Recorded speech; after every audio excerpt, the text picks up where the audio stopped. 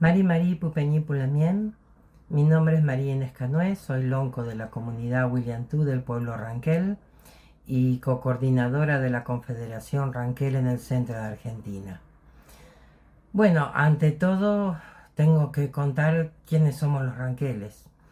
Los ranqueles somos un pueblo muy antiguo que, según nuestra oralidad y muchas de nuestras leyendas, desciende de aquella antigua nación Het que ocupó todo lo que es el centro de Argentina hace milenios, hace más de 3000 años. De esa oralidad que a nosotros nos ha llegado al día de la fecha y algunos relatos también por escrito que hemos encontrado, relatos por supuesto de viajeros que tuvieron interacción con nuestros antiguos pobladores, se sabe que la nación Het se dividió en cuatro grandes ramas, uno los Diuyu Het, otro los Cheche Het, después los querandíes y por último los talujet o mamulche, que sería de donde venimos nosotros, el pueblo Ranquel.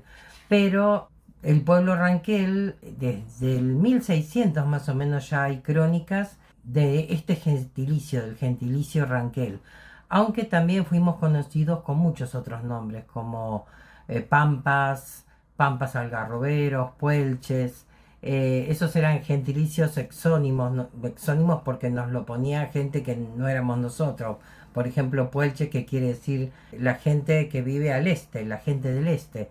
Por supuesto que lo ponía la gente del oeste, ese gentilicio. Muchos nombres nos han identificado, pero nosotros siempre fuimos ranculches o ranqueles, descendientes de los antiguos mamulches o talujet, depende la lengua en la que se esté hablando en este momento. Nosotros podemos contar con... No hablo de lo que es la ocupación ancestral de milenios, porque seguramente que si descendíamos de la nación Het, esta ocupación era mucho más grande. Pero sí podemos mostrar, o les quiero mostrar ahora, un mapa que nosotros elaboramos con un cartógrafo que es Norberto Mollo, en base a tratados de paz que firmó nuestro pueblo con la corona española y con la nación argentina. Ustedes pueden ver aquí en este mapa que hay varios puntos. Hay un punto en rojo acá sobre el norte que determina lo que fue el Tratado de Paz de 1796 con la corona española, lo que se conocía según los españoles como la frontera sur, que para nosotros obviamente era nuestra frontera norte, ¿no? Esto está determinado en un tratado de paz firmado entre el gran cacique Carripilún del pueblo Ranquel y la corona española. Después acá tenemos otra línea que recorre el río Salado de Buenos Aires hasta el mar. Esta línea que podemos apreciar acá es el tratado de 1819 que se firmó entre el Estado Nacional, ya el protoestado argentino, porque todavía no se llamaba así, y la nación Ranquel, también como Carripilún, con Carripilún al mando de la misma, ¿no? Esta línea de frontera es determinante porque aquí, si se lee el tratado, se ve como los criollos le pedían permiso a Carripilún y al pueblo Ranquel para establecer fuertes en el margen occidental del río Salado. Es decir, se nota y se deja entrever en este tratado cómo había un respeto muy grande por lo que era el territorio y cómo se pedía permiso para poder implementar fuertes en la otra margen del río.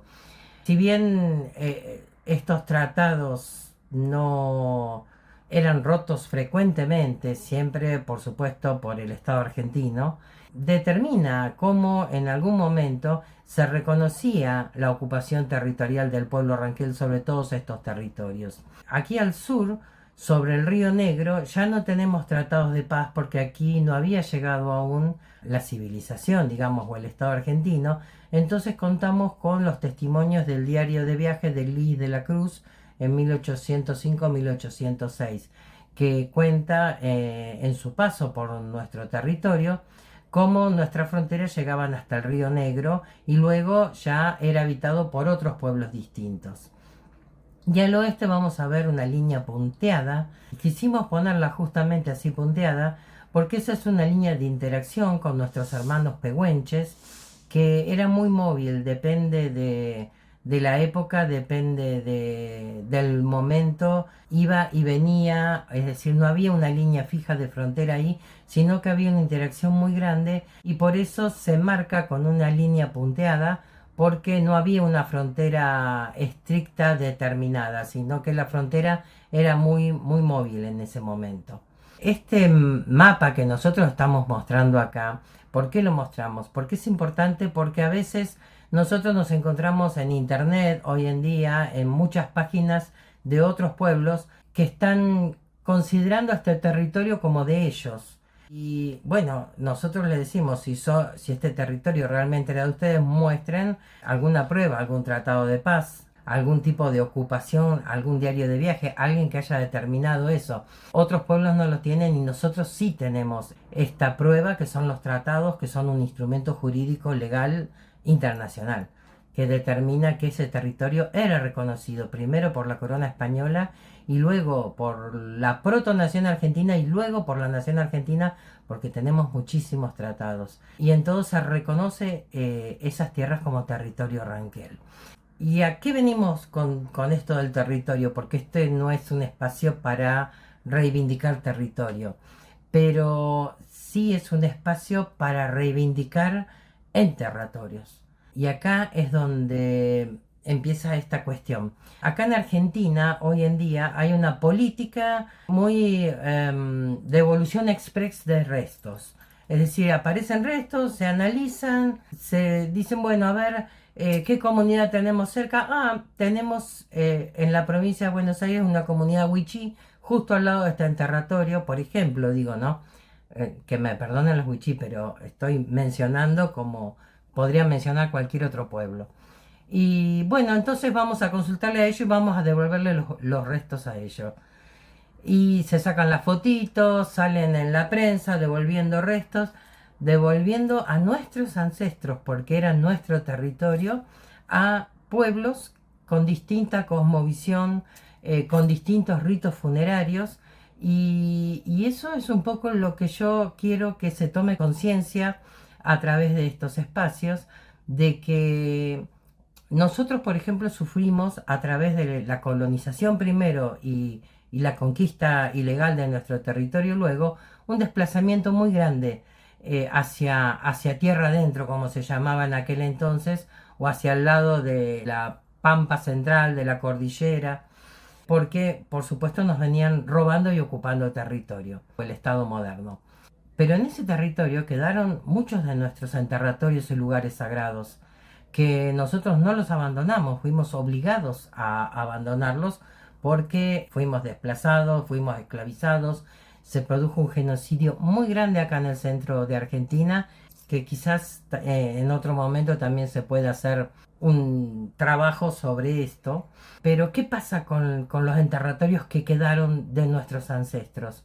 Nosotros estamos luchando para que las personas responsables de la restitución de restos se dé cuenta que los tiene que devolver a los pueblos que estaban ocupando en ese momento el territorio. Es decir, si son restos de 3000 años, seguramente son restos de la nación Talujet, de la nación Mamulche, o de la nación Het, o de la nación Querandí. Entonces, creo que corresponde entregar o consensuar con las propias comunidades de esa cultura, de esa cosmovisión, de esos pueblos, cómo debe ser el reentierro, la restitución, dónde, cuáles son los ritos funerarios.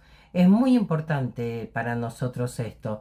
Y a mí me parece que es un tema que se tiene que empezar a trabajar en estos espacios, ¿no? El respeto de la identidad de nuestros ancestros que se están restituyendo. Yo muchas veces pongo de ejemplo que si encontramos en determinado territorio un cuerpo, un resto óseo cristiano, o sea que está con los ritos cristianos y se nota, está enterrado con una cruz, a nadie se le ocurriría entregárselo a una sociedad musulmana, para que lo reentierre con los ritos musulmanes, ¿verdad?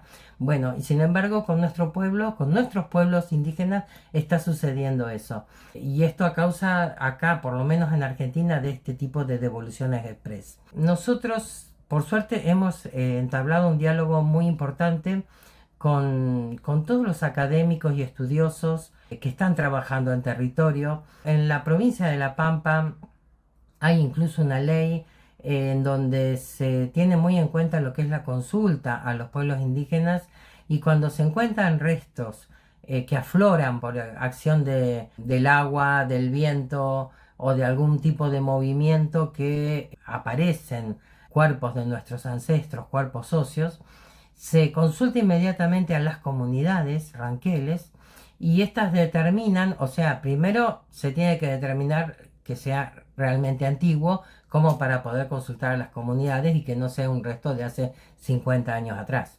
Entonces, si se determina que sí, que es más, tiene más de 150 años o más de 120 años, ya se consulta con las comunidades ranqueles, y estas determinan si quieren que se estudie, si no quieren que se estudie, si se puede hacer algún tipo de análisis de estos cuerpos óseos encontrados. O sea, hay un respeto, se trabaja con un respeto muy grande hacia las comunidades ranqueles. En nuestra provincia, por supuesto, ya no hay exhibición de restos como en gran parte de nuestro país.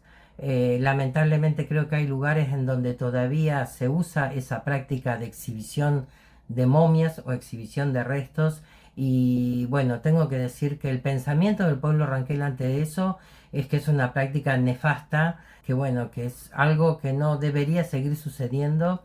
Los ancestros se merecen respeto, se merecen descansar. Para nosotros el ciclo de la vida y el ciclo de la muerte son ciclos muy precisos. El ciclo de la muerte se divide en dos partes. Una es la energía que vuelve al mundo espiritual, al mundo donde se encuentran con los espíritus de nuestros ancestros, pero hay otra cosa que es lo material, el cuerpo que uno recibe prestado de nuestra madre tierra para nuestro tránsito en esta vida, y que uno debe devolverlo a la tierra, y ese cuerpo lleva todo un ciclo hasta convertirse otra vez en polvo y volver a ser parte de la tierra. Y ese ciclo es el que no debe ser interrumpido. Por eso para nosotros las restituciones de nuestros ancestros deben volver en lo posible a donde fueron enterrados, de donde nunca debieron haber salido. Pero jamás estar ni dormir en un cajón de un repositorio para seguir haciéndole interminables estudios, ni tampoco estar en exhibición. Es el pensamiento de nuestro pueblo, y creo que es el pensamiento de todos los pueblos indígenas que han sido víctimas de las excavaciones y de la profanación de tumbas y de la exhibición de sus restos en museos o en distintos lugares como atracciones turísticas, atracciones culturales. Nosotros tuvimos tres experiencias de restitución de restos importantes. Una fue nuestro gran cacique Mariano Rosas en Lebucó, el cual primero volvió a una pirámide de madera que se construyó como monumento funerario, y luego decidimos que debía volver directamente a la tierra.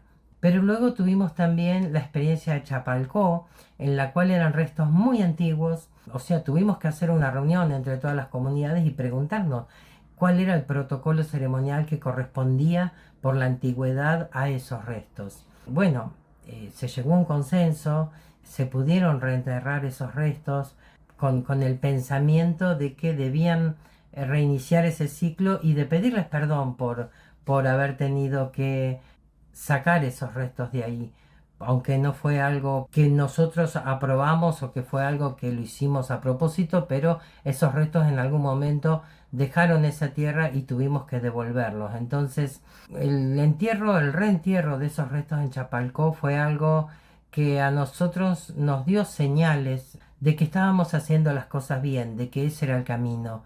Las señales no fue una persona o dos, sino todas las personas que estábamos presentes, que percibimos esas señales y que nos dimos cuenta de que estábamos actuando como correspondía, que estábamos haciendo las cosas bien.